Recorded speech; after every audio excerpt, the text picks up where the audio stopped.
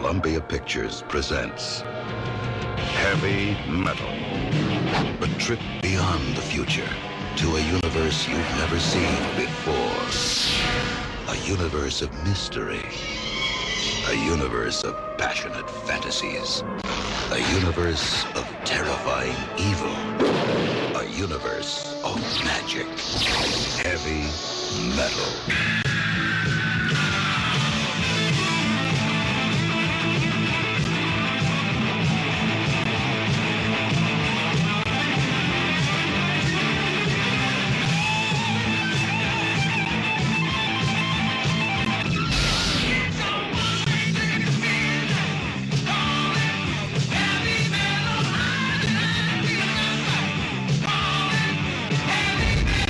Heavy Metal, a step beyond science fiction.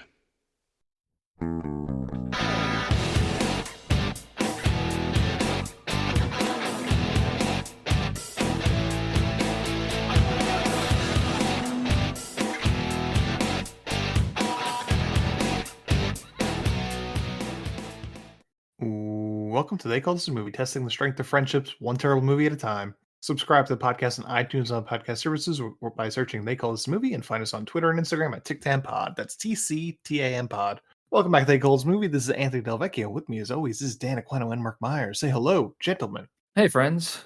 Hello, everyone.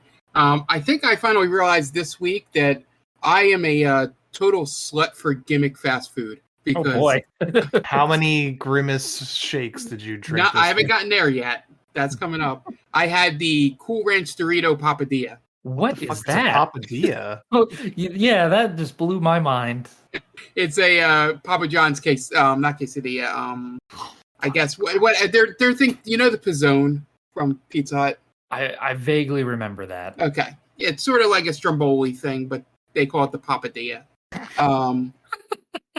It's like a folded over like pizza thing. Oh, It's my like- God. So it's a Strumpel, or it's like it's a Panzerotti. Exactly, sort of. This is why we're like the laughing stock of the world, because we have these monstrosities out there. So yeah, Hey. so I immediately went and tried it. But I am enjoying the TikTok Grimace stuff, though, even though I haven't had the shake yet. But I will say it's fine. It's just like the Cool Ranch Dorito taco thing, where it kind of tastes like a Cool Ranch Dorito sort of thing, because they just put some dust flavoring on it.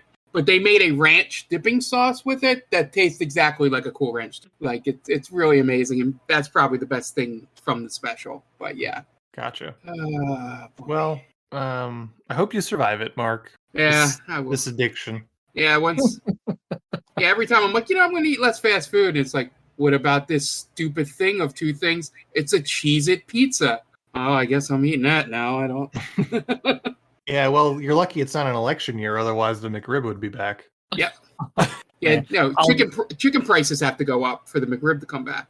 I'll never understand how that is popular. It's detestable, that thing. I really only eat it ironically, to be honest.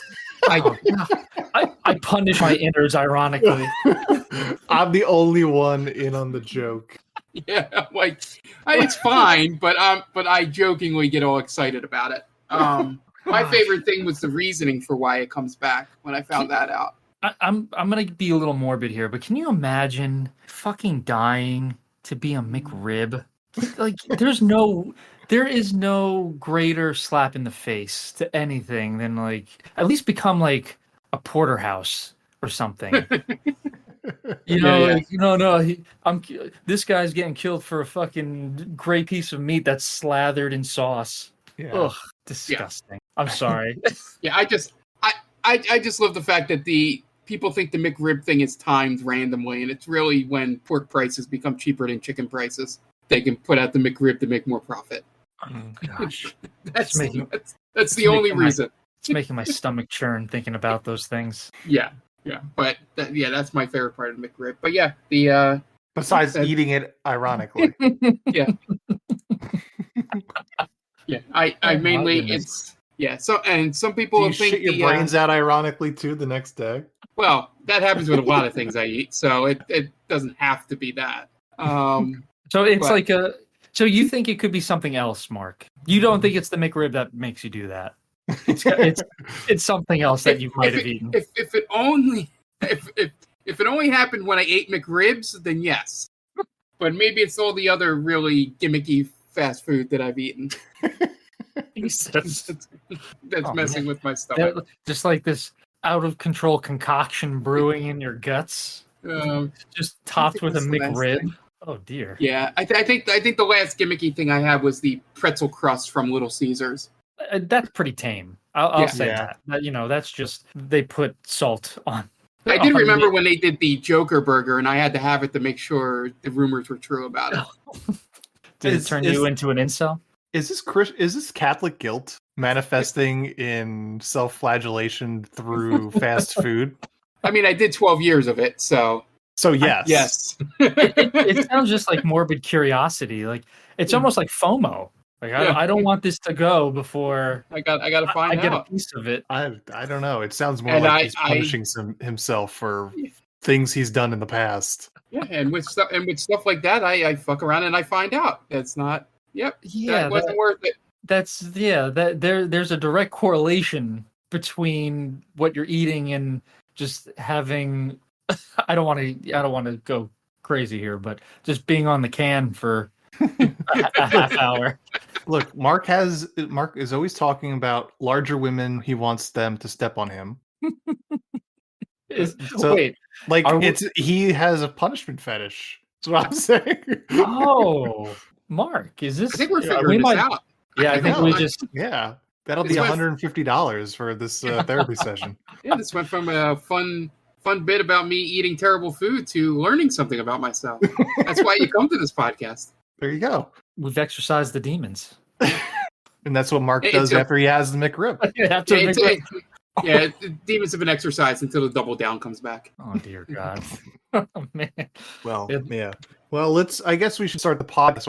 We still have Mark, and he doesn't die from the next gimmick burger. So, this week is our June movie of the month week. And this week was Cartoon June. So I had the guys pick just cartoon movies, animated movies, to put up against each other for our Twitter poll. And you guys had Hoodwinked 2, I believe, as well as Son of Bigfoot. Son of Bigfoot. Yes. Son of Bigfoot. And the overwhelming winner was my pick, my choice, which is the movie we are talking about today, which is the 1981 rotoscope movie Heavy Metal. And it's got a lot of tits in it, I'll say that. Yeah. I forgot about that. Big old titties. Everybody. Every single woman is just stacked. Yeah. There's not an A cup to be seen in this galaxy. It's a boomer's dream. This is a total boomer movie, but I don't even know what I think about this movie. I do like a good anthology movie. I kind of wish this was like I kind of wish we watched Creepshow. Yeah, the whole time I kept thinking like Creepshow is still my favorite anthology movie that I've ever seen. And yeah, I think there's one story in here, the B-17 story. Yep. That I'm kind of like, ooh, there's a Creepshow vibe. I kind of dig it. It's too short. Yeah, it is really short. It might be the shortest one. Yeah, I think it's only like 5 minutes. But otherwise, Heavy Metal. I don't think I like it. I thought the music was going to be a lot better. Heavier? A little heavier, yeah. And for some reason I had it in my head that Queen was going to be like featured heavily, but I'm pretty sure that's just Flash Gordon. Yeah, right, because they sang the title track to Flash Gordon, right? So I'm kind of mixing those two up in my head. Kind of wish there was a Queen song in here. I mean, when you think heavy metal, you don't think Journey? Right. Right. Yeah. I mean, Sammy Hagar's in it. Black Sabbath. He's got a song. Black Sabbath has a song, so it's there. But not like there's not very iconic songs, right? These feel very B-side. To me, the only song that sticks out is the Journey song, Open Arms. Right. That's like the one. Yeah. I think it might be the biggest song out of any of them. And it's playing on a radio for 8 seconds. In a sex scene. Yeah. which like totally just warped my mind on how I'm going to hear that song now whenever it comes You're on. gonna play it when it's your time, right? Oh, I I have to make that my quest now. Like if I have a kid, like you were conceived to open arms, my journey. Okay. It's gross too. Like it's some old balding white dude just getting it on with this stacked redhead Yeah. and open arms playing in the background. It's so jarring. Yeah. The artists definitely had a type. Yeah, We'll or say Ivan that. Reitman did. That's true. I mean, he produced it, right? He It's did a produce bunch of it. Canadians. Al Ramis has a voiceover in this. Eugene Or his Levy. voice part. Eugene Levy, John Candy, somebody else too. With Just some note. all of them giving their C plus performances. Yeah. Yeah. But I do want to hear where you guys come from. So Dan, let's start with you. Where are you coming from with heavy metal? Yeah, heavy metal. This movie, I was excited when it won. I was very pumped up because I remember seeing this like bits and pieces as a kid, like real young, like maybe 6 or 7 years old. And I remember the B-17 one the most with the skeleton airmen, which was very gory, and I love that. I Green Ball. I'm not gonna lie. I remember the women obviously as a kid. That's not easy to forget. But I remember thinking like, wow, this is awesome. And I didn't feel that the second time watching it. This is the second this. time you've ever watched it? Yeah. Okay. So I was definitely I had that nostalgia, colored glasses kind of thing going. Because again, like I remember thinking, oh, the animation.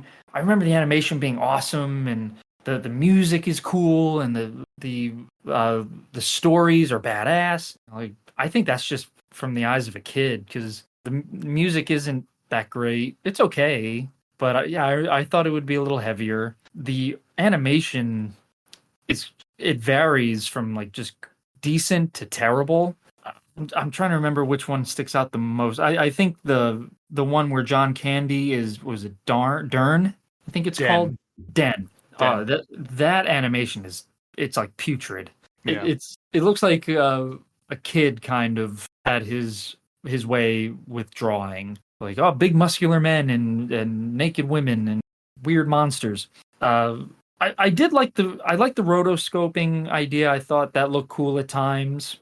I don't know what else there's to really say about it. I think South Park did a better spoof of this movie than the movie did. I think it was an interesting idea, and like Anthony said, anthologies they're very hit or miss because it sometimes you might get one or two good stories out of an anthology, and I think that's what you got here. I think like the B-17 one is my favorite, and the final story that kind of completes the wraparound. I thought that was pretty good, but overall, it was kind of let down. I wasn't a big fan of it. Okay, Mark, what about you? Heavy metal. Yeah, I will be the third person with this. I wasn't really liked it too much at all. I think my two favorites, if you can call it, I actually was interested in the first one going a little longer than it did. I'll be honest, I did not realize it was an anthology series until that point. So I just thought it was going to be some sort of, that sort of story the whole time. I like that, and then I like the end one. I was into the last one. Because it, at least the story being told for the most part there, I could understand a little bit. The jumping between stuff, I kind of couldn't really follow the thread a lot. I'll agree that the B-13 or B-17 or whatever that was, that one was pretty cool visually. I thought that was pretty well done that way, but didn't stick out to me overall. I was just a little bored with it. Maybe it's a time and place thing. Obviously the sensationalism of, if that's even the right word, of, having the naked women, with the boomer dream of everybody being a D cup on screen there. I was a little shocked that it went full frontal a couple times. There's Bush. Yeah. And they dropped on. And they dropped on. Really, I missed that. Where? In Den's story. Okay, yeah, I guess I wasn't looking hard enough. Yeah, yeah, that was just my whole thing. Is that I think for me the anthology thing killed it a little bit. Just because once I started feeling like I was understanding what was going on with something, it would cut to the next one. And I think having it loosely connected with what was going on in the present with that girl seemed a little bit of a stretch, to be honest. And then her ending up having the tattoo of the girl from the last one. But yeah, overall, I'm assuming it had to be a time and a place thing, because I didn't find, maybe there were references and jokes in there that just doesn't click, with things they were, that was on TV at the time or in movies at the time. Because all the big obvious ones that you could catch every so often, were there. But I don't know. I was like, expecting a little bit more, because I've heard about this movie a lot, and it excited my one coworker who does listen to the podcast, when I told him what we were watching. So I probably had higher expectations than I needed to have overall. Okay. Yeah. I'm not sure if I enjoyed the last one, to be honest. I thought it was long. Probably didn't need to be a full 30 minutes long, the Tarna storyline. But I mean, I guess it's kind of the showcase one, because obviously she's featured on the poster and everything like that. So that makes sense to me, but I don't know if I love it. I think what it had going for it was a little bit more fleshed out than the others. Sure. Because everything else was, like Mark was saying, it tried to tie in to the overall story, and some of it was like a little far-fetched. Like, what was it, the one where the John Candy robot marries or wants to marry the one woman who wants a Jewish wedding for some reason? Like, what? I don't understand why that story was included. Yeah.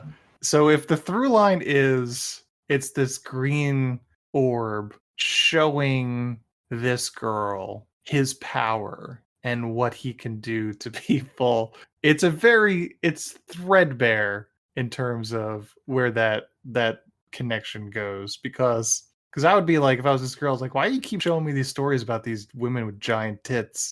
Right. And I don't really it's like, and I don't really get the theme and the lessons being taught here. Like, what am I trying to learn? What are you trying to teach me here? It's Like like, that robots fuck. That's what that one is. Yeah, it's even as so much weird. as much as I liked the B-17 one. Like, what's the message there? Yeah. Right, because again, that has nothing to do with the overall story. That one is so out of place. Like, as far as I'm concerned, it's the best one, but it is extremely out of place. That feels like it should be in a Tales from the Crypt kind of anthology. Mm-hmm. Tales from the Crypt Keeper. Remember that? That was a cartoon. Right, there you go. So that would have fit perfectly, or like you said, a creep show. Yeah. But it looked cool, and I understand the first story, right, where it's the cab driver and the woman, and they're going up against the mob boss who wants to sell the orb for money, and it's talking about greed, so that makes sense. Mm-hmm. The B-17 has nothing to do with greed or evil, really. It's just it brought back dead soldiers. Yeah. So I don't get it. And then the robot John Candy, that doesn't apply to either one either. I feel the Jewish wedding thing is the time and place thing I'm talking about. Maybe that was like a big thing around that time, is that everybody had comments about Jewish weddings or something. Like that was in like the stand-up scene or something. You know what I mean? I don't know. Oh, maybe? Like, yeah, it just felt like one of those things that was like a joke that, would be told on stage a lot in a time period. So they threw it in this movie because it's written by a bunch of comedians, going like a wink, wink, like Jewish wedding, get it? Sort of thing. If that's the case, I think it's a huge swing and a miss. Oh yeah, it is. Okay, here is something that does shine a little light on B-17. It was written by Dan O'Bannon, Okay. who is the writer on Dark Star, which was John Carpenter's first movie, screenplay of Alien, screenplay for Dead and Buried, screenplay for The Return of the Living Dead, screenplay for Life Force, Invaders from Mars, Total Recall. A much darker vision. Yeah, and like a very accomplished writer. Yeah, it definitely stands out in terms of story. It's very short and sweet, but it has a good effect, right? It's Yeah, pretty and it looks like he wrote the wraparound story too. okay. Soft Landing. That was such a weird beginning. That's when I kind of like I was like strapping myself in, like, yeah, this is gonna be awesome. There's a guy driving a Corvette down to Earth. It's like a mid '80s MTV interstitial. That's what it reminded me of. Right. You expected him to like land and then plant the MTV flag. Yeah. I want my MTV. Yeah, I think there was some interesting ideas, but it's just it wasn't executed 100%. Yeah. The writer of the Captain Stern story is the creator of Swamp Thing. Oh, I should know who that is. I forget, but that's Bernie Wrightson. That's a darker character, and so that kind of checks out. Because the Stern storyline, it's about a guy who's apparently just like the worst person ever, like committing rape and fraud. He's a prototype Zap Brannigan. That's what I thought. Yeah, I think that was almost exactly what Futurama had in mind, right? Like the little cape and the short, like the uniform and everything. Yeah, we got one of the writers on Meatballs and Stripes, Daniel Goldberg. There you go. Probably Len Blum, probably the other writer on it. Another John Candy, Harold Ramis project. Yep. Yeah, it's weird because I at the beginning I mentioned you had some heavy hitters just absolutely sleepwalking their way through their voiceovers. Like John Candy, definitely the most. Mm-hmm. You can kind of tell he's very just like, I'm in it for a paycheck kind of thing, and because he has a few characters he voices, but his story is the Dern one. Dan. I keep saying Dern. His name is Dan, right? The character's name is Dan, so Dan. Yeah. And it's just like you could tell he's reading the lines instead of acting the lines. Mm-hmm. Yeah. So yeah, but he's not the only one. Pretty much everybody in this movie is just. It's almost like it might be their first voiceovers. Yeah, I'd say the only person that does like a really good job, just because I didn't know it was him, was Eugene Levy, because he plays Captain Stern. Okay, yeah, he wasn't terrible. No. He actually gave his character some type of like bravado. Yeah, he gave it a voice rather than just did his own voice. Right. It's not just Eugene Levy voicing Eugene Levy. Yeah. Yeah, but I would say not great. No, yeah. I mean, like, I don't know if the animation is bad, but it's ugly a lot of the times, and that's what I would say. It's just the character designs are a lot of times very hideous. And not all overall creative. Yeah, I think a lot of it's rotoscoping, and I think that's just I think it's a dead technology for a reason. I don't think it looks particular. Like, you get the fluid motions, but it does come off a little uncanny valley, I suppose. You know who did rotoscoping well? The Ralph Bakshi Lord of the Rings. Mm-hmm. They have some spots where like the orcs are rotoscoped, and it's a cool look because there's this. I remember vividly. There's like a red background, and the orcs are just black, and you see the red eyes, but it's rotoscoped. It looks cool. Here, the beginning looks cool with the astronaut, but after that, it's really hit or miss, like you said. Yeah. Yeah, another movie is The Fire and Ice. I don't know if that's another Ralph Bakshi. That's a pretty well done rotoscope. Okay. I see it on YouTube. I've never seen the movie, but I see it advertised on YouTube a lot. Yeah. That looks good. And I guess Ralph Bakshi, he's a animation director, so he kind of knows what he's doing. I guess that's really the difference. I mean, so these are directed by different people. I've got but I don't know if there's like a particularly storied animation director in here. Question for you guys. Yeah. Maybe I'm the only one who thinks this. But did a lot of the characters kind of remind you, or their art? Did it remind you of like a Mad Magazine kind of feel? Yeah, I mean, it seems like I don't know. It seemed very 80s comic book. Like Okay. it definitely reminded me of The Dark Knight Rises, Ooh, right? that's interesting. I'm trying to think of. Because I just personally find that comic book to be ugly. Oh, it's hideous. That's probably the Yeah. point, really, because Yeah. it's supposed to be like a very ugly world that they live in, that they Mhm. inhabit. But I just find it to be like awful drawings, like just terrible looking, and to the point where I put it down. It's like I can't get through this just because the art style is just not my thing. Yeah. Yeah. Miller isn't really well known to be like as an artist, you know. Like, Yeah. although he does it, his stories are much better than his artwork. Yeah. And I think Heavy Metal was a magazine, wasn't it? It wasn't just the movie. I believe it was originally a magazine. So was it one of those things where like Tales from the Crypt was a comic book and then it became a show? Is it I guess people would write stories for Heavy Metal magazine and then they just adapted it for the movie. Yeah, this movie was inspired by a long-running science fiction magazine of the same title. Most of Okay. the story segments are based on stories or characters featured in the magazine. Okay. So yeah, that you see that makes a little bit more sense. Yeah. Because there seems to be some kind of like they were trying to get some cohesion in there. Mm-hmm. So the whole wraparound makes a little bit more sense than it just being here's a bunch of stories. Yeah.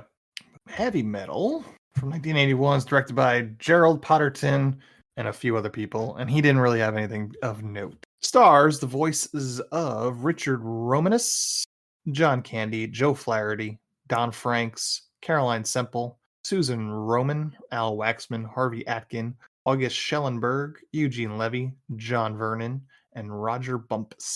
IMDb score of 6.6 and Rotten Tomatoes score I forgot to look up. But budget $9.3 million, box office $20 million.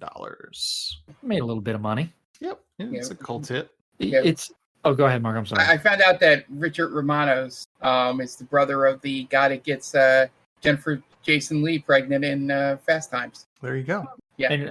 And I saw one of the directors, John Bruno. He was also the visual effects artist for Avatar, Titanic, and the aforementioned Terminator 2 Judgment Day. Do you think he knows James Cameron? I think he might. There's a good chance he and James Cameron are buddies. Or it would be the weirdest coincidence in Hollywood. Oh, you again. That would be pretty weird. We also have... I was also going to say he also did the visual effects for another James Cameron movie, The Abyss. There you go. 66% on Rotten Tomatoes, by the way. And we also have Roger Bumpus is the voice of Squidward. Oh, nice. So there he plays Hanover Fist. Oh, the guy who can turn large at will, right? In the Stern story. Mm-hmm. Okay. Yeah, I couldn't really feel. In that one, I couldn't figure out the plan. I thought the plan was for him to lie on the stand, but then I guess at the end it turns out that he just wanted to help him destroy the court so he could escape. It's a terrible story. Yeah, I'm like, okay. Yeah. Yeah, it wasn't very interesting the way they wrapped that up. Right. Like, oh, yep, now you're dead. It's probably the cleanest looking animation, though. That's true. Everything except for Hanover Fist when he becomes gigantic. It looks more traditional in terms of the animated style. Very almost Tex Avery sort of thing. Oh, yeah, that makes sense. Yeah, that's a good one. Yeah, I agree. That one probably that and no, I think that's the only one really. Mm-hmm. All right. Yeah, you guys want to get into the plot or plots? Plots, yeah. All right, Dan, what do you got for us? I just wanted to give a quick shout out as we do for two friends of the podcast. One being the Game Vault podcast starring our very own Mark Myers. Game Vault podcast is a bi-weekly podcast where Mark and two of our good friends, Tom and Jen, run down video game news, video games they're playing, and also discuss their retro roulette game of the week, which is a game from older console generations. So if you like video games and enjoy video game news and just people talking about video games, I would highly recommend checking them out. You can find them pretty much anywhere you get your podcasts. And please make sure to follow them on all socials at Game Vault Pod. And second, I'd like to give a quick shout out to the Top 10 with Tia, who is a podcast with our friend Tia and Brittany, and they discuss their top 10 lists of the week. If that's something you enjoy, please go over to geekvibesnation.com, type in the Top 10 with Tia. They should pop right up, and give it a listen. Okay, great. And we are going to take a quick break, and you guys are going to listen to messages from friends of the podcast. So we will be right back. Hey everyone, this is Steve. And this is Adam. And we're part of the Hop Nation USA podcast, Pittsburgh's #3 craft beer podcast. Join us every Friday for new beer reviews. We'll talk about the news, history, and homebrewing. Plus, we'll sit down with the best brewers and industry personalities that'll have us. So whether you're a casual drinker, a hazy boy hophead, or even if you're a whale hunting cellar hoarder, just search Hop Nation USA on Apple, Spotify, or your favorite podcatcher and join the nation.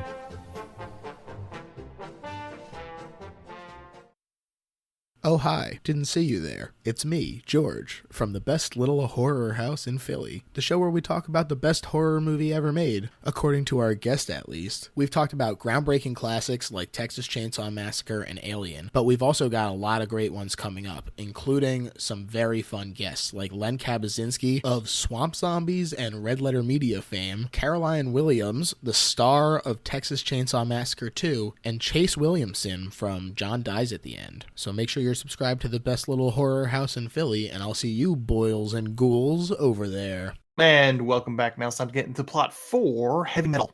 We open on some space shit as a VO says something about evil coming from the skies. Then a glowing giant green ball just kind of floats by before we see the Heavy Metal title card. Then a spaceship flies past and opens its doors and drops a space convertible with an astronaut driving around like it's an 80s MTV interstitial. Drives his convertible into Earth's atmosphere and crash lands into what looks like a Nevada desert, and peels out and drives through some cornfields until he drives up to a house and gets out. Yeah, I was totally thrown off at where this place was located. Yeah. Yeah, because two different types of biomes. I think what's interesting about the beginning is it seems like it's an intro that a kid would make up. Like, my dad's an astronaut, and he drives around in a Corvette. And he drives it to work. So it's like, in his mind, the kid's mind, the dad literally takes the car to and from space. Mm-hmm. Which it kind of makes it even cooler, in my opinion, if that's what the idea is. But I think it's just, like you said, this is such an 80s thing to do. Yeah. And he grabs a space suitcase and walks into the house and is greeted by his teenage daughter, who asks what he brought her. He goes into the back room and he opens the suitcase, and the green orb is in it, and the astronaut immediately melts. And the green orb starts to roll around. Green orb tells the girl not to run. She is in his control. And he is the sum of all evil. He says that beings still seek him out despite his origins, and they always meet their demise. Yeah, the one thing I'll say that I didn't mention in our opening is that this movie, for me personally, I probably would have gotten a little more out of it if I had subtitles for it. Okay. Because for some reason it was really low on my computer here. So some of the stuff wasn't coming through. Like what you just said that he said, no idea he said that. Yeah, I mean, I don't know if it was particularly mixed well what we were watching it off of, because like the music was really loud. Yeah. But I mean, that's what you expect from a movie called Heavy Metal, am I right? Yeah, hell yeah. We then cut to a crew doing some sort of outer space excavating as they use a 3-pronged cat to uncover the green orb, and then one of those guys melts again. Did you get the idea that this was just going to be happening the entire time?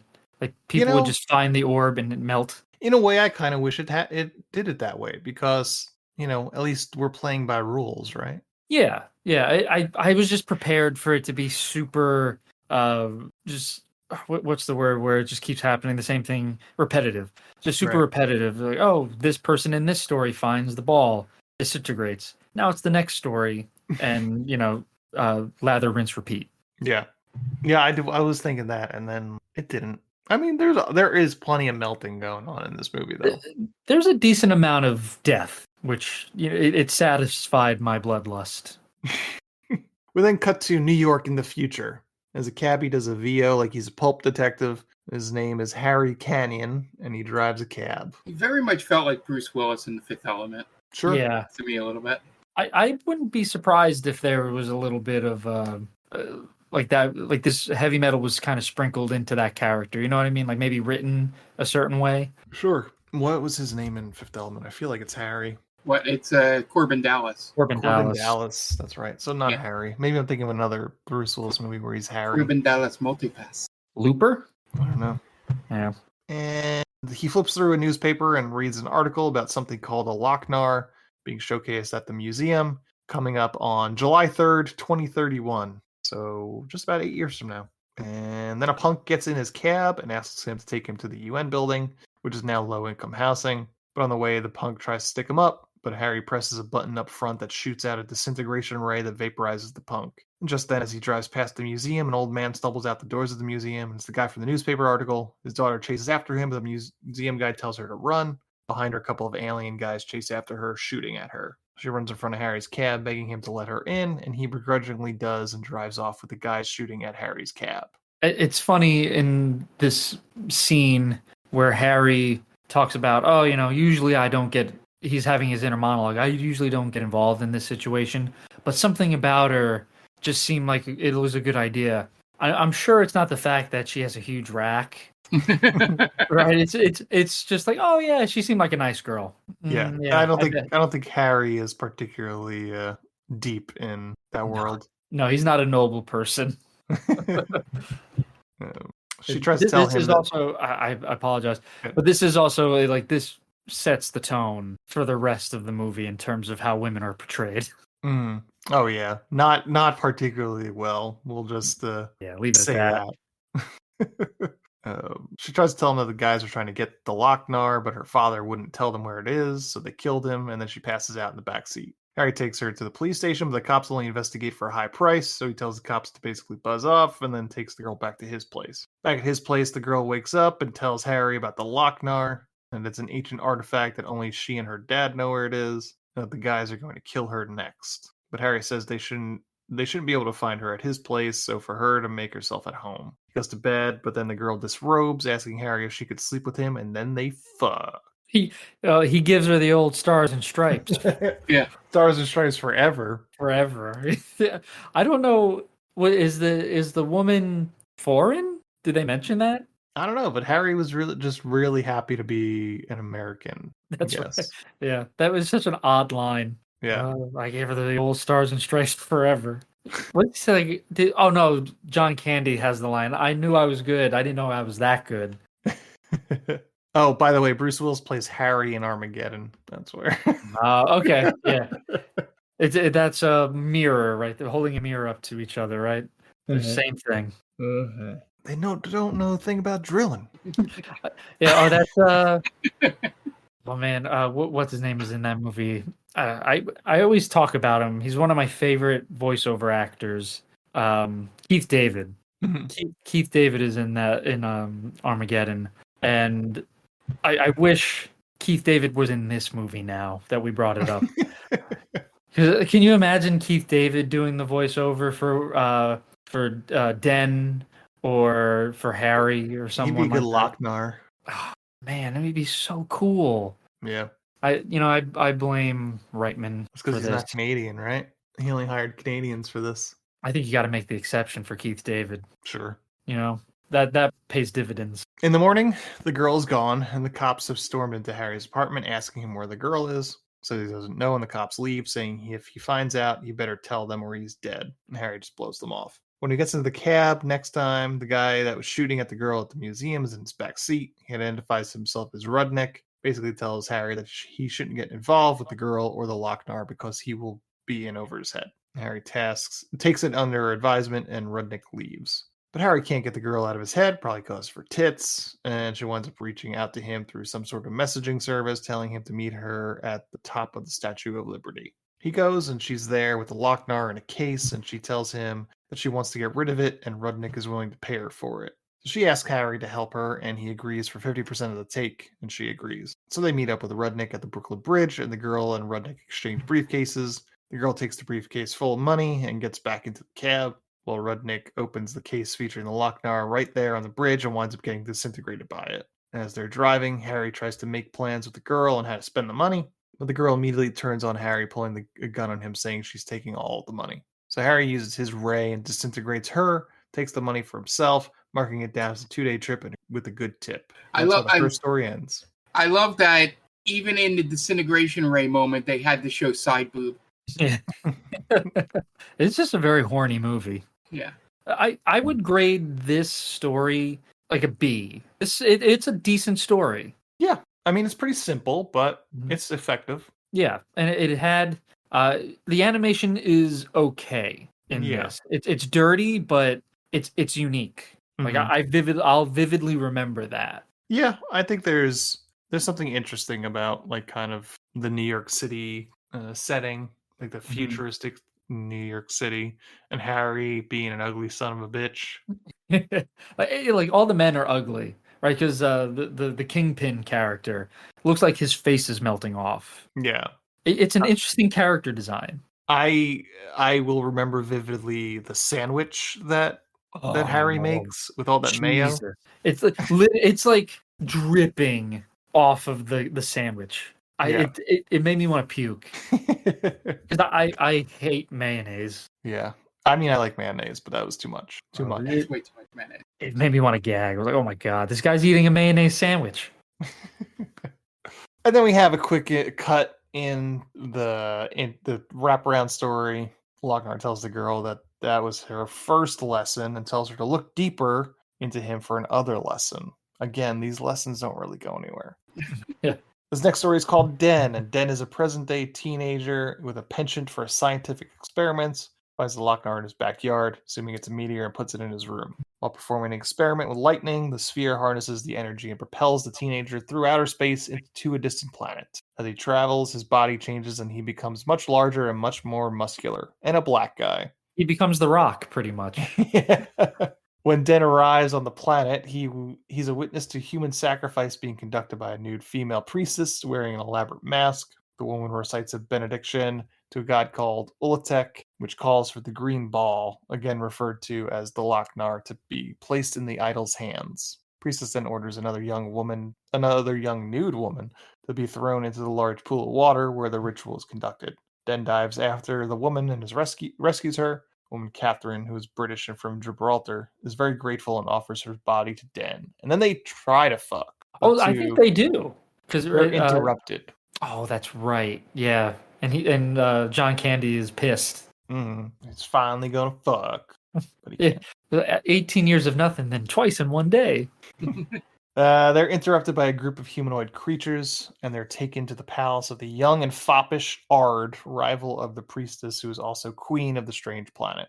Both are competing for possession of the Lochnar to perform rituals to Ulatek, and Ard orders Den to go to the queen's palace and steal the Lochnar. If Den completes the task, he will give Den Catherine, who has been placed in a suspended animation. Ard's greatest warrior, Norrell, accompanies Den with a small unit of other guards. They infiltrate the queen's palace and separate to find the Lochnar. Den sees it in a darkened room and reaches for it, grabbing the bare breasts of the queen instead. She orders him to be executed, then changes her mind and takes him to the bedchamber. She tells Den that if he can please her, she may let him live. He agrees, and then they fuck. After an energetic sexual romp, the queen is most satisfied. Unfortunately, a few guards soon enter the room and tell the queen that the Lochnar has been stolen. Norrell had taken it and escaped. Believing Den was a distraction so the Lochnar could be stolen, the enraged queen tries to kill Den herself, but he escapes on an alien horse. The queen flies after him to the statue of Ulatek, where Ard has already begun the ritual. Catherine will again be the human sacrifice. Den once again rescues Catherine by posing as a priest. And when Den sees the queen and Ard fighting over the Lochnar, he gets an idea. Wrapping a chain to a spear, he throws a spear at them and embeds it in the rock above them. Then flips the other end into the pool, and when the lightning strikes the pool, the energy is carried on the chain to the Lochnar, recreating the accident that transported Den to this world, causing Ard and the queen to vanish. I'm sorry. I wrote down when the prince and the queen are fighting over the Lochnar, they sound like little kids fighting over a toy. "Oh, that's my Lochnar. No, it's my Lochnar. Give me the Mhm. Lochnar. That's my Lochnar." Like, just Yeah. again, so disinterested in their lines. Yeah, Ard is a weird character. Seems Yeah, very out of place for the story. right. Yeah, like he looks like he would belong more in like a Roman Empire kind of story, right? Yeah. Like where he's like a Caligula Mhm. almost, Sort but of, yeah. not a sci-fi world. Right. And he's like immortal apparently, right? Because John Candy shoots him, Just fills him full of lead. yeah, and he's like, oh well, that did nothing. It's just kidding. So yeah, I just thought again the voice acting was so dry. Like, oh, that's my Lochnar. Give me the Lochnar. I want the Lochnar. Hey, give me the Lochnar. Yeah. I mean, he's already immortal. What does he need the Lochnar for? Yeah, I guess if you're an immortal guy or immortal person and you don't have ultimate power, right? Then what's the point? He just to be more immortal. Yeah, I suppose, right? There's always something else to be had. I guess so. And Oh, see, so the story ends where Den flies away with the naked chick, mhm. and she basically says, "Oh, well, now we can't get back to Earth," and Den says, "Well, I like it here better." I fully believe he likes it there better is because he gets laid, Oh yeah, 100%. right? That's the reason. Yeah, that's. He's probably, I don't even think he's hiding that fact. he probably slings huge dong there compared to Earth. Right. Yeah, everything is just better on him there. Like Yeah. he has a massive hog. He's banging broads left, right, and center. Like, I'm not going back to Earth. I mean, I get it. I'm a scrawny white dude at Earth. Yeah. Catherine suggests that Dan use the Lochnar to rule the planet, but then refuses, choosing instead to fly off with Catherine, presumably to go fuck. Lochnar breaks free of the staff that it had been fashioned into and once again flies off into space. That's the end of that story. The line when Catherine says, "Oh, if you take the Lochnar, you can rule these people." There's a pan of all of the I guess the subjects, and they're all like bleeding out and dying. They He's look like, miserable. Nah, fuck that. Yeah, like, nah, that doesn't sound like fun. Let's go find a shady spot and bang. I'm gonna bang you on this insect, this giant insect flying us into the sunset. Yeah, this isn't a particularly good story. No, it's very weak. Yeah. But the next story is Captain Stern. And for this, Lochnar travels into a space station and is picked up by what looks like a real simple janitor of some sort. And Lochnar is the size of a marble on the space station. And what is currently happening is Captain Stern, a prototype for Zap Brannigan, is on trial for a series of ghastly crimes, but he pleads not guilty against the odds. His lawyer pleads with him to plead guilty, but Captain Stern says that he has an angle. He says he has an angle like 6 times. Oh man, I have an angle. Then the dopey custodian Hanover Fist is called to the stand, and this is Stern's angle. He paid Hanover to say good things about him on the stand, and then that's how he's planned to get off. But as Hanover is speaking praises for Stern, he is rolling the Lochnar in his hands. So I took it to mean that the Lochnar starts to take over. First starts making Hanover tell the truth about Captain Stern's cartoonish crimes, no pun intended. Then it turns Hanover into a hulking mass of humans set to destroy Stern. And maybe it was just Hanover and what he does, but I have no idea. That would be far more interesting than what the truth is. Yeah.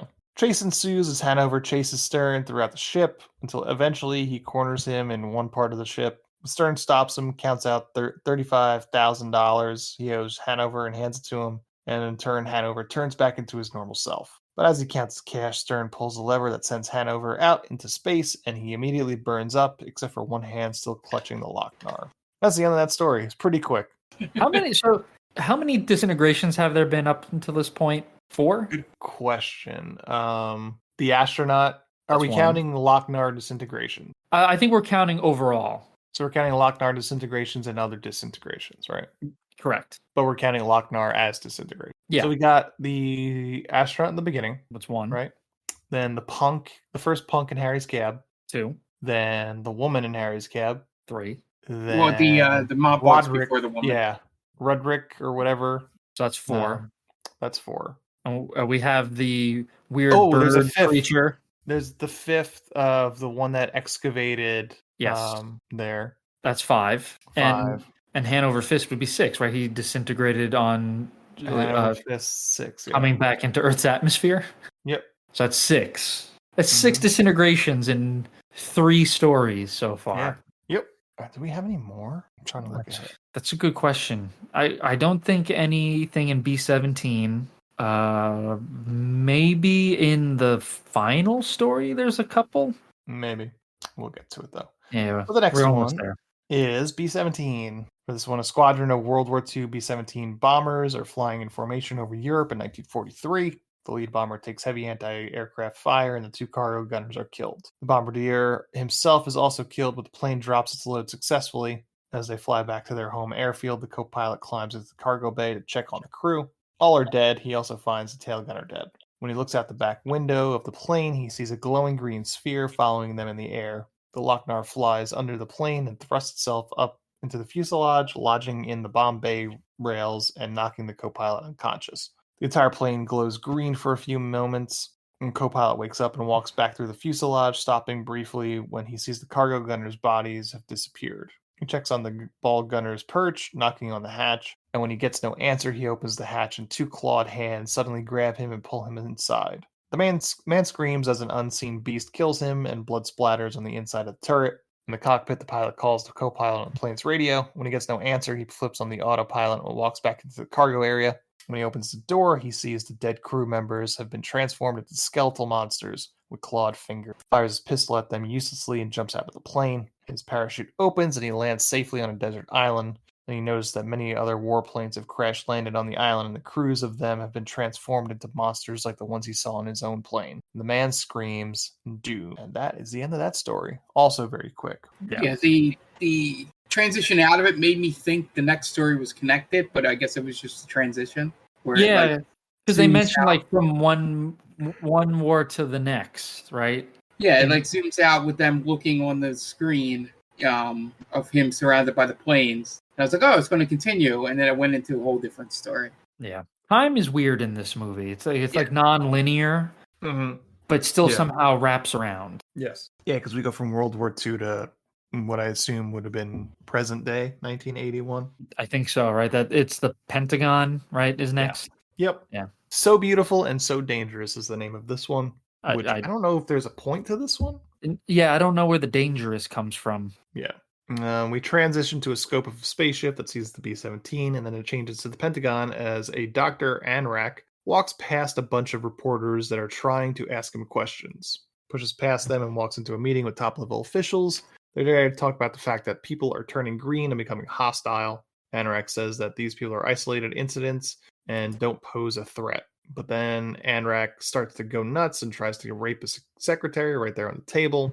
But a tube comes crashing through the ceiling and picks up Anrak and the secretary and brings them aboard a spaceship. Anrak crashes after the tube ride and basically turns to dust. Not sure if that counts as disintegration. But the secretary lands. Yeah, he just falls apart, right? Yeah. Yeah. Which is weird. But the secretary lands with her clothes strategically ripped in all the sexiest places. And she's greeted by a couple of aliens and a mouse-looking robot. The mouse robot tells her that she can't go back home regardless of her previous plans and appointments, and then whisks her away to get something to drink. The aliens are annoyed that the robot always makes a play for the Earthwoman first, so they then snort a bunch of cocaine, or plutonium Nyborg as they call it, and try to pilot the ship. That's Harold Ramis, right? Harold Ramis and Eugene Levy. Yep. Yeah.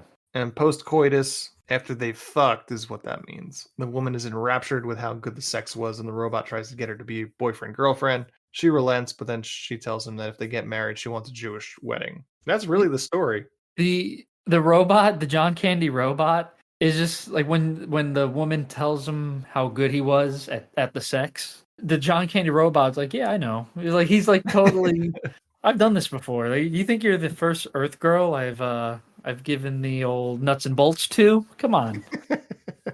Yeah. I think this one might be the worst. Easily the worst. It makes no sense. Right? Yeah. Larnak really doesn't even play a part in this story. Or Lochnar. Yeah. What's the lesson that Lochnar is trying to teach here? Yeah, Robots like fucking? Robots fuck. And they're Yeah. going to take our women because they're better at it. Yeah, so beware, guys out there, I guess. Yeah, this one was real boring. I think it was just a reason to show boobs. More tits. Yeah. We haven't seen boobs in a bit. Let's get them back in there.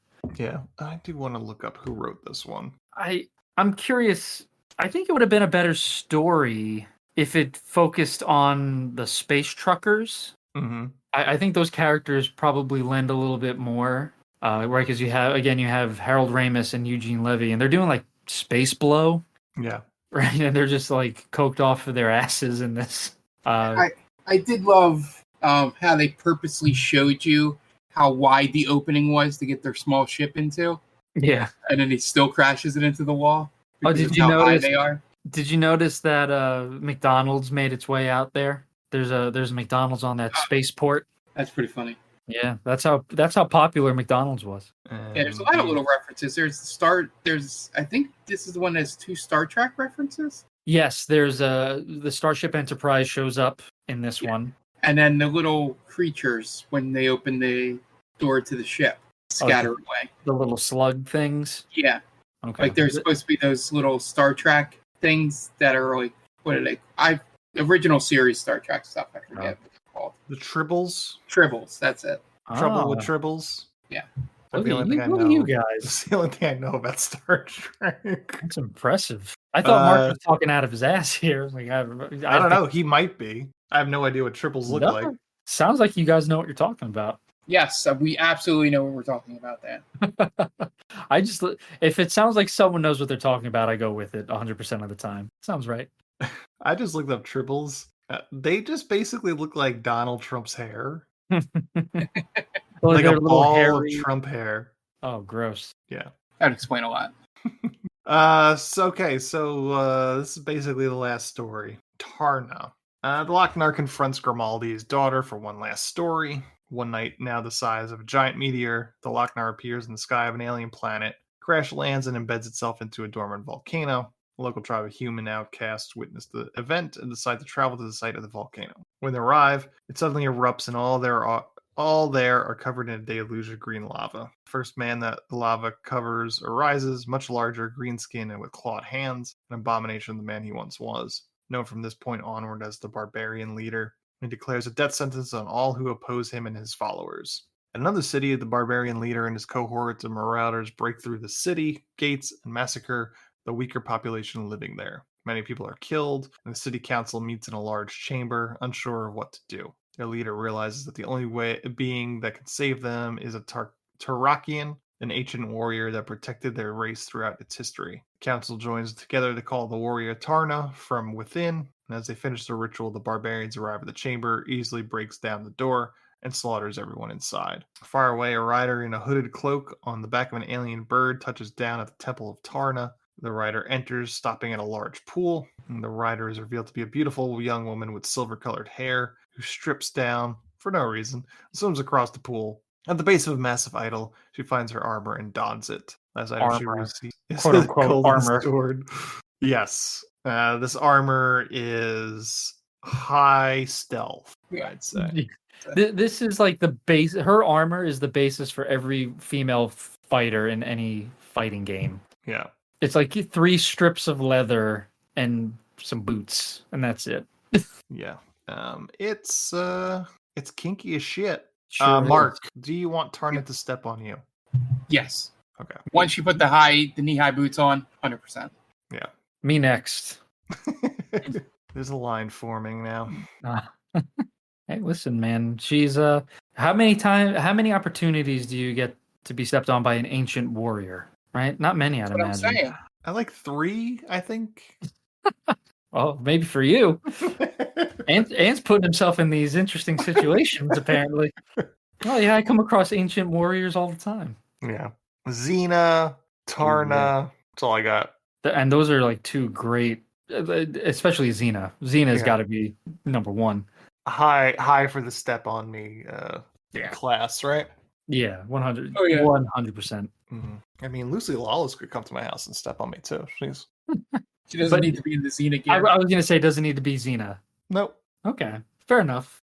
I'm sorry, that's really Mark's thing. We're encroaching on his territory. I don't kink shame, guys. It's fine. Well, Enjoy. let Mark get his first. Yeah, and then we if want you there's to- time. We don't want to impose, It's fine. If encroach on your territory. This is your if thing. she gets worn out from stepping on you guys, you can just hit me in the face with a shovel. That would equally be as good. Oh man, that is that's a next mean, level right there. You know man. what? It's better than eating the McRib. Yeah, it's probably healthier. Yeah.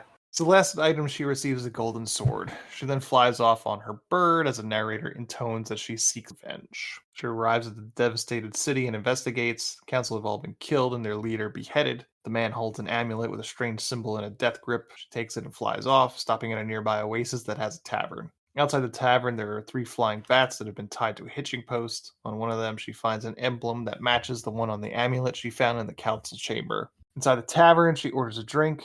She's a mute and communicates only in hand gestures, and draws the attention of 3 thugs. They are barbarians like the one that destroyed the city. The thugs mean to get rough with her when she hits one of them with a tankard, provoking a fight. She kills them all easily with her golden sword. Placing the amulet on the table, she grabs the bartender, who tells her she will find their camp near the mountain where the green meteor landed. Flying through a canyon to the location where the Lochnar is bedded, Tarna is suddenly ambushed by the barbarians, who capture her using a large net. She's hauled up to the top of the canyon, where she is met by the barbarian leader. Doubtful of her origin, the leader inspects her and finds a mark identifying her as a Tarakian. The leader orders her washed and brought to his chambers, where he ties her down and whips her. She is later cast into a pit where the marauders throw their prisoners. And above, her bird is being used for target practice by some of the barbarian. The bird manages to pull one of its captors in front of an arrow shot at him and flies off looking for her master. She rescues Tarna and they fly off. That bird may be one of the best fighters in this entire movie. I Just cared more for goes the with the bird deal. than anyone else. Yep. I was deeply invested in this bird's story. I agree. Right? Well, did you get a little nervous with what happened next? Yep. Yeah. Yeah. Me too. I was like, oh no. The leader declares that he wants the warrior woman dead and flies after her. In another canyon, Tarna's mount is shot out of the air. The barbarian leader finds her and the 2 fight to the death. Using his mechanical hand, he is able to seize her golden sword and throws it away. Moving closer to kill her, he is suddenly bitten on the leg by Tarna's mount. Momentarily distracted, he is bashed in the head by Tarna, who wields a pipe. This gives her enough time to grab his mechanical arm and use it to gash his throat. And as a finishing touch, she yanks off his helmet and kills him by plunging her fist to his face. Wounded and weakened by the battle, she climbs onto her mount and heads for the volcano. The Lochnar tells her not to sacrifice herself as she cannot destroy it. She does not relent. Using the energy from her warrior lineage and her golden sword, her self-sacrifice destroys the Lochnar. That is the end of the Tarna story.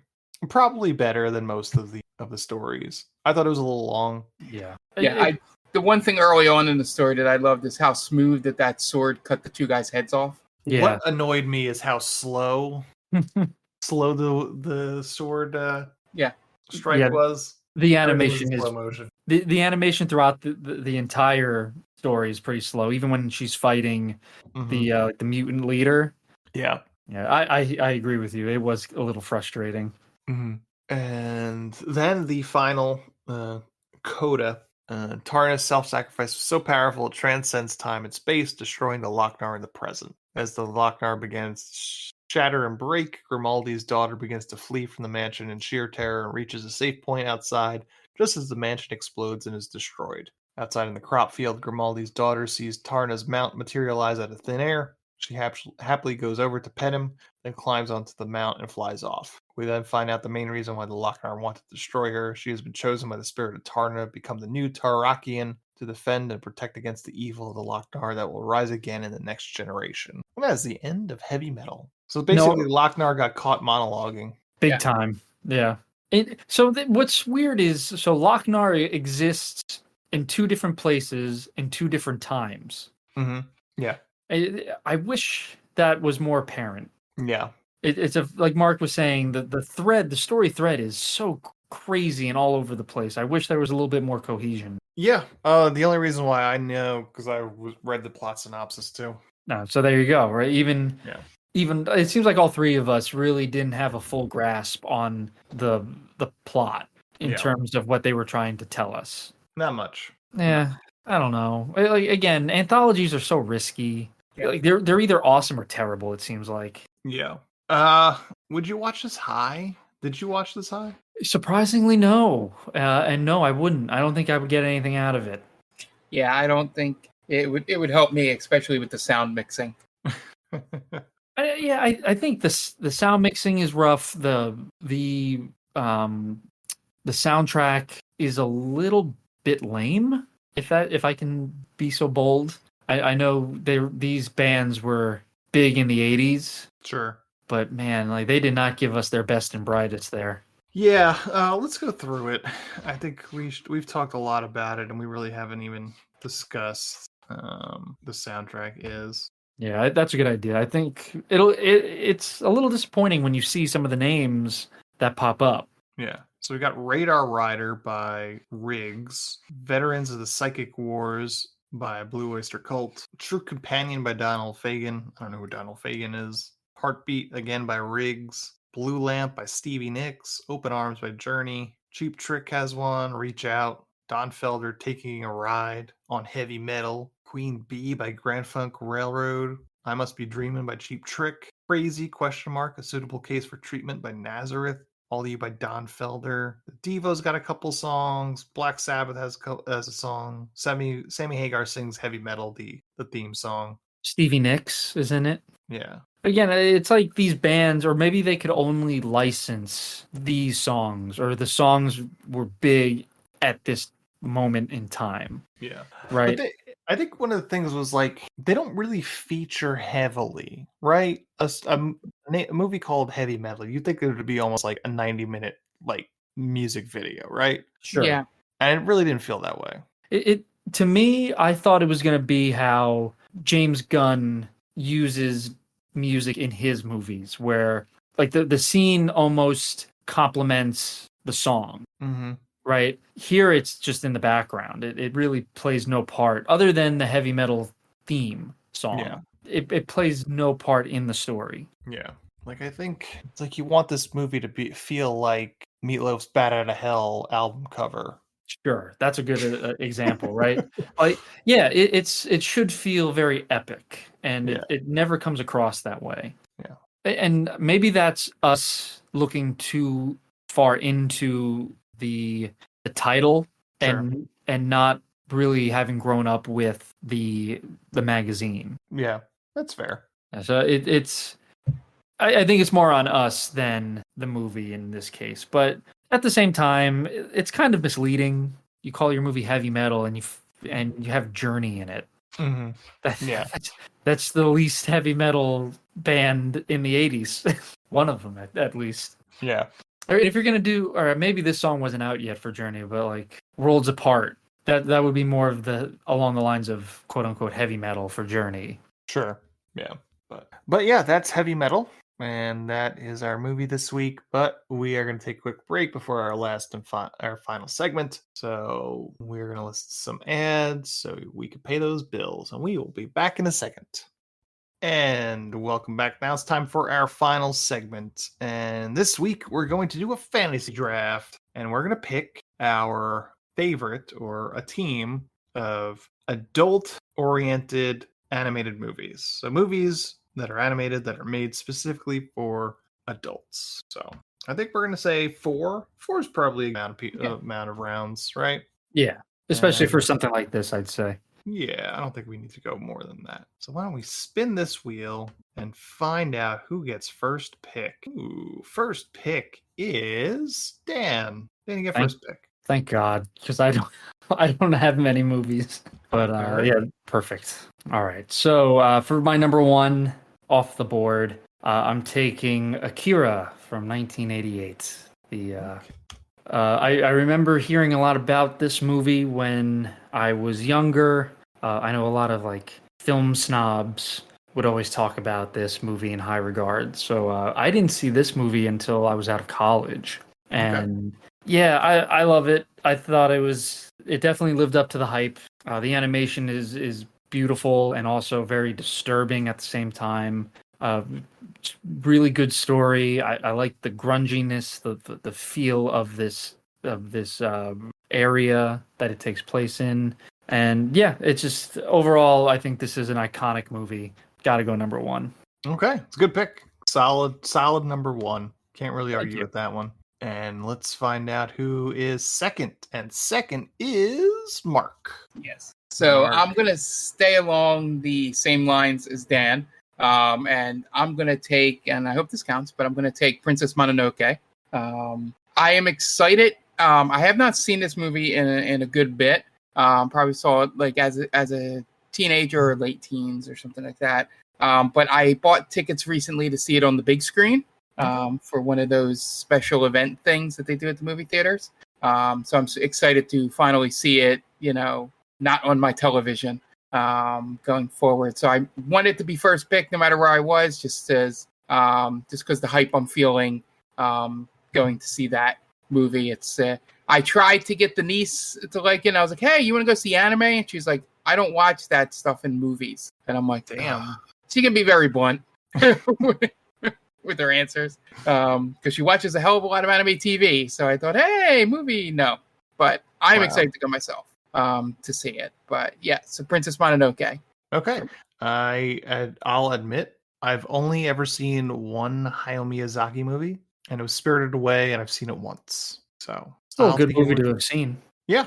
And I watched it like 4 months ago. So not a whole lot of Miyazaki movies for me.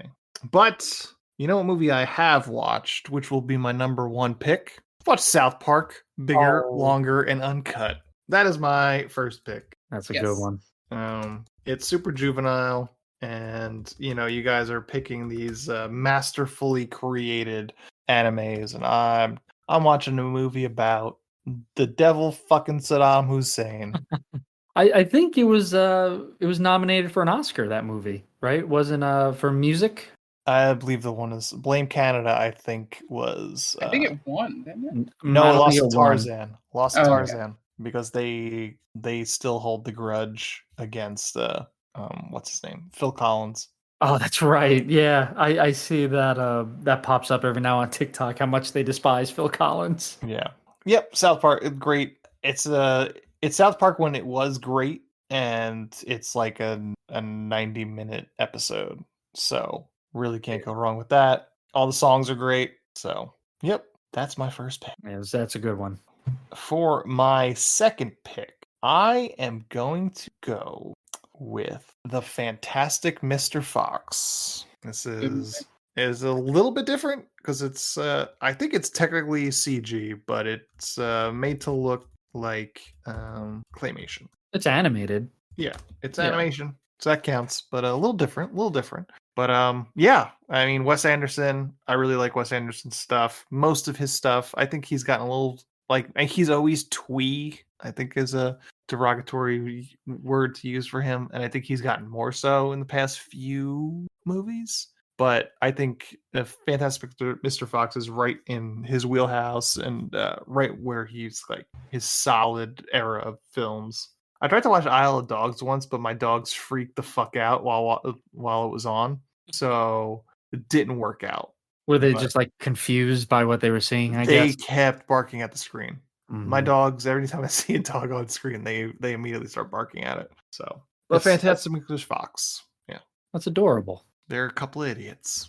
But they're lovable. It's great. Yeah. All right. Mark, what about you? Your second pick. So I have one, and I have a backup if this doesn't technically count.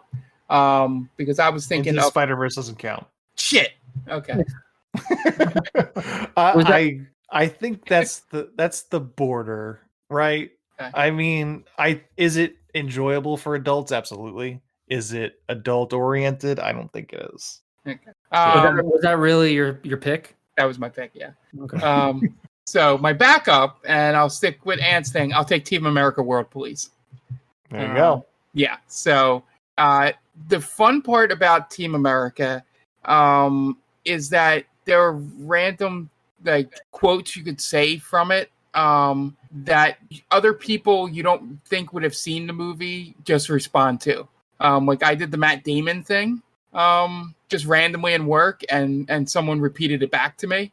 Yeah, and I'm like, oh shit, I didn't think you watched Team America World Police. And obviously the America Fuck Yeah thing is a pretty good ironic song to play at times for dumb things that go on in this country. But yeah, sticking with that was my third pick, so I'm probably gonna have to dig for one for when we get around to fourth picks. But yeah, it's a Team America. Okay. Sorry to be so harsh, Mark. No, that's no problem. I knew it was or a else I risk. would have picked it. I would have. That would have been my first pick. Dan, what about you? I think this might be, you might contest this as well, but one of my favorites would be Who Framed Roger Rabbit. So, I think this is adult oriented. There's a lot of drinking in it. There's some violence in it. The little shoe being disintegrated, pretty adult. Mark, how do you feel about this pick? I'll Mark weigh in and then I'll just decide. Yeah, so I would say I think there's enough animation in it to count, and it's much more adult oriented than Spider-Verse in that sense.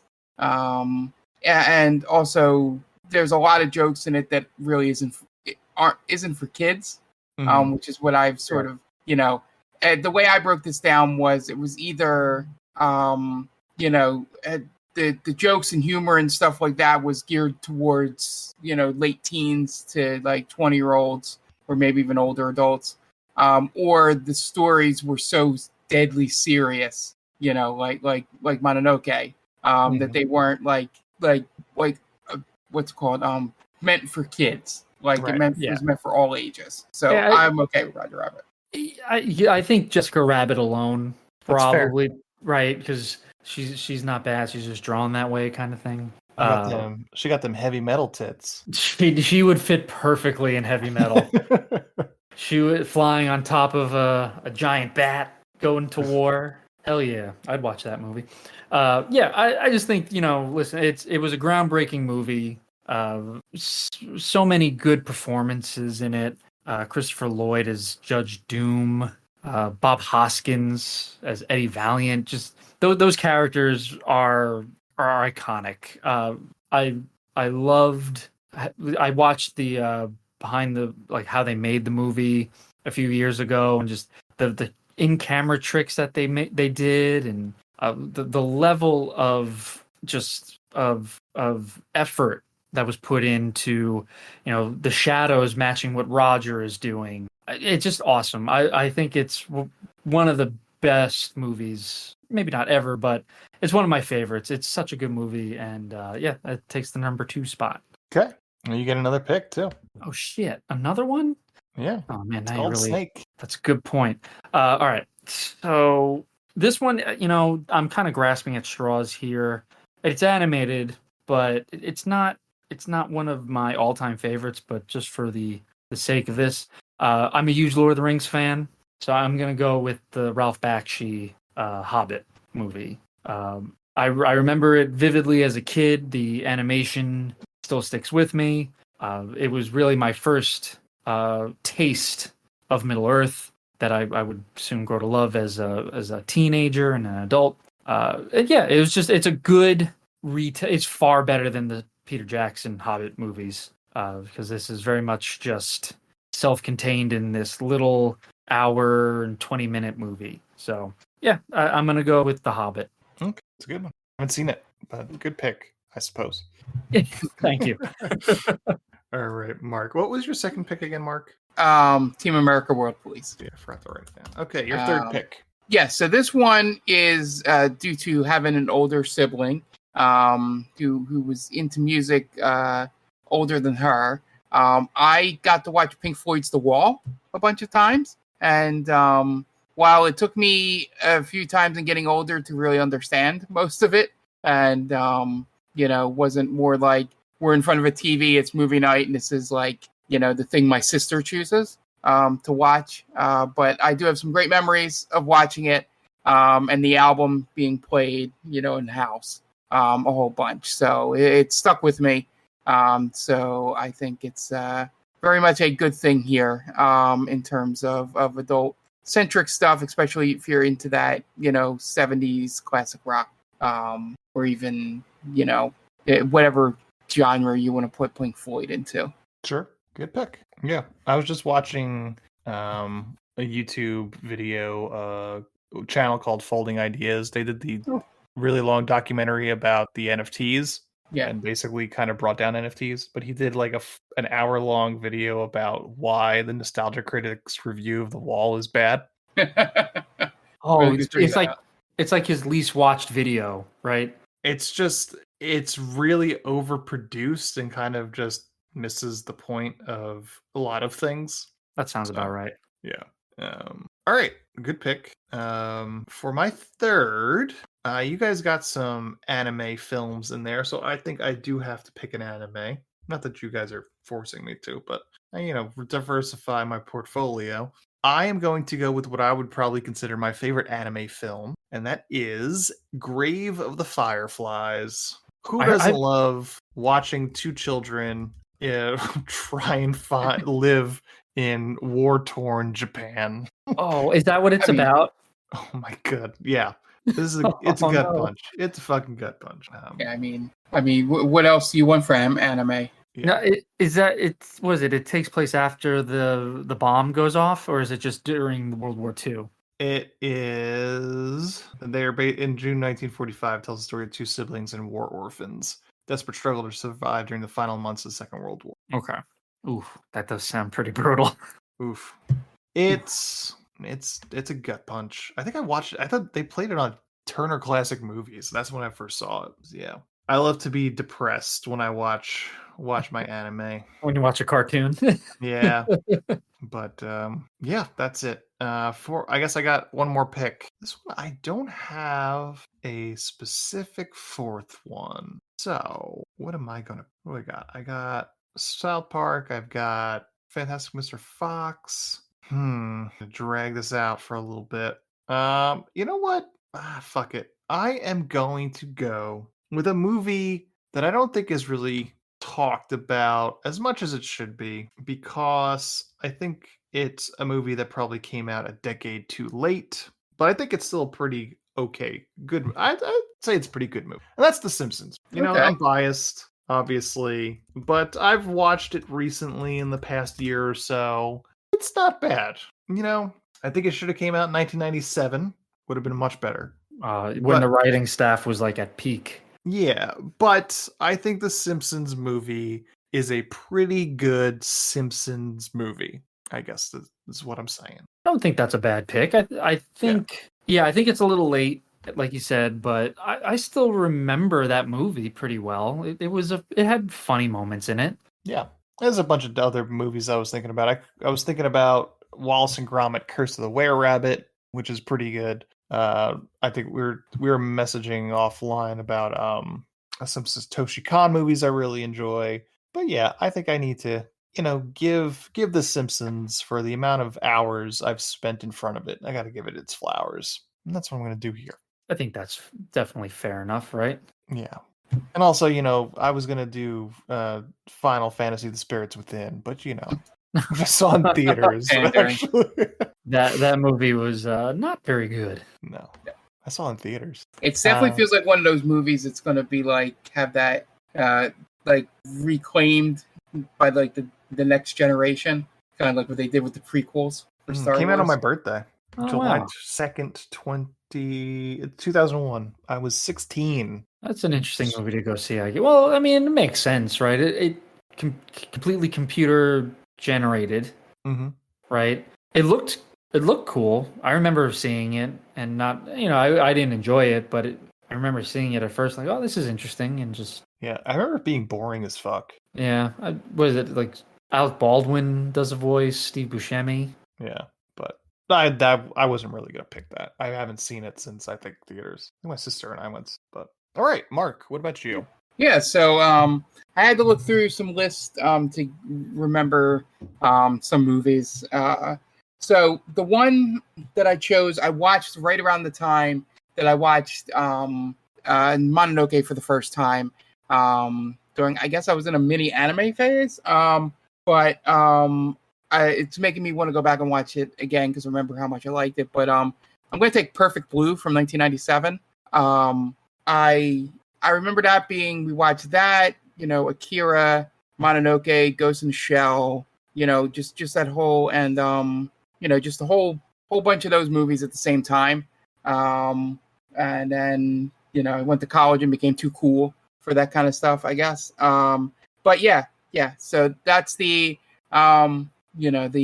technically my fifth choice on this list, but I'll take it as my last one here. But yeah. Okay, that's pretty good. Perfect Blue is Excellent movie. Yeah. Again, we were talking about it offline. I haven't seen it in 15 years, but I remember it being excellent and heavily influential. Darren Aronofsky steals an entire shot for Requiem for a Dream. So, Dan, what about you? What's your last pick, Mr. Irrelevant here? Yeah, that's this is a tough one because again, I realize I haven't seen a whole lot of adult-oriented cartoons, but I wanted a good friend of the podcast, Guy, mentioned Rock and Rule. I haven't seen this movie, but looking at the poster, it seems like it's along the lines of like heavy metal. It has a lot of It seems like it's the movie we wanted heavy metal to be. Yes, right. A Cheap Trick, Earth, Wind and Fire, Debbie Harry from Blondie, Iggy Pop, Lou Reed. So it's another movie, animated movie that boasts some very high-profile musicians. So one day I'll try to get around to watching this. So just thank you for mentioning that. For my pick, oh my gosh, I'm kind of stuck here, and I'm not like super happy with either of my choices. Because I'm either thinking Watership Down or The Secret of Nim, both which terrified me as a kid. Sure.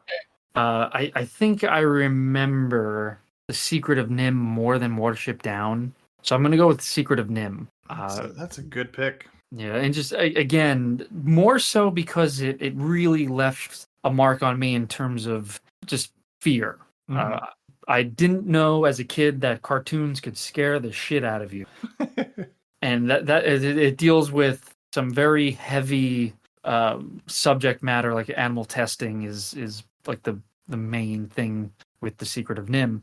But everyone remembers the owl and the old rat with the glowing eyes, and just it's like forever burned in my mind, those scenes. So it just, and I don't know if this is the case, but it might have led me down a path of enjoying maybe a little bit more scarier subjects, maybe a little bit more horror based. So yeah, who knows? But I did like The Secret of Nim, and it's a type of animated movie they will not make anymore. Sure. Yeah. Yeah. I mean, those are our lists. Those are pretty good teams. I wanted to just shout out Tom, our friend of ours, mentioned his 4 would have been the Ghost in the Shell, Akira, Heavy Metal, South Park the movie. Nobody picked Ghost in the Shell. I was going to, but I watched it recently, and it's beautifully animated. I didn't like the story that much. It kind of just ends abruptly. Mm-hmm. But it's well animated, I will say. Yeah. Jonathan chimed in with Rankin Bass, The Hobbit, Princess Mononoke, The Night is Short, Walk On Girl. I know that one. Rankin, but not Ralph Bakshi. I'm sorry. Rankin Bass is The Hobbit. Right. I got confused because Ralph Bakshi did do The Lord of the Rings, I believe. Okay. Yeah. But yeah, that's it for adult animated. I kind of feel like I want to watch some anime now, but it's not a bad choice. But I probably won't. But yeah, if you want to watch Miyazaki in the movie theaters, they're doing the whole year. They're doing one per month. So. Man, it's the thought that counts, Ant. Yeah, I want to. I'm gonna pull what Mark used to do. Yeah. When we did have a "What did you watch this week" segment, where it's like I really wanted to go see that, so that's almost like watching. It's along the same lines. Yeah, so what you're saying is we need to bring this segment back so that you will go to the movies, because unlike me, when the shackles of needing to have something every week were released, I went to the movies all the time. Yeah, exactly. Oh, I should have picked Bebe's Kids. You guys remember Bebe's Kids? Oh yeah, Bebe's Kids. That's right. Please don't bring that segment back, because that means I'd have to go watch movies and spend money. And I really don't want to do that. Bebe's Kid. Yeah, no love for Food Fight. Well, you know what? It almost made it in there. No love for Sausage Party. Oh, that movie was awful. I hated Sausage Party. I was looking at a list for this, and they had that ranked at, I think, either 4 or 5. Like, that's terrible. Yeah, I saw it on one of the lists I was going through. So. That doesn't deserve to be on anyone's top list. Mm-hmm. No. But that's our episode this week. Check us out on all our socials, TikTamPod on Twitter and Instagram. They call this movie on TikTok. And hit us up at the Gmail and TikTok, TikTamPod@gmail.com if you have any questions, comments, you want to suggest some movies to us. Give us a 5-star review on our podcatcher of choice. That'd be great. Be awesome. Love it. But that's going to wrap us up this week. The director of Heavy Metal, for at least this portion, I'm going to say it's Gerald Potterton. So I don't think we have an episode before 4th of July. So enjoy the 4th of July if you celebrate it. If you don't celebrate it, then just enjoy your Tuesday. Yeah. That's it. The director of Heavy Metal is Gerald Potterton. So for Dan Aquino and Mark Myers, this is Anthony DeVecchio telling Gerald Potterton, well, you certainly made a move, didn't you?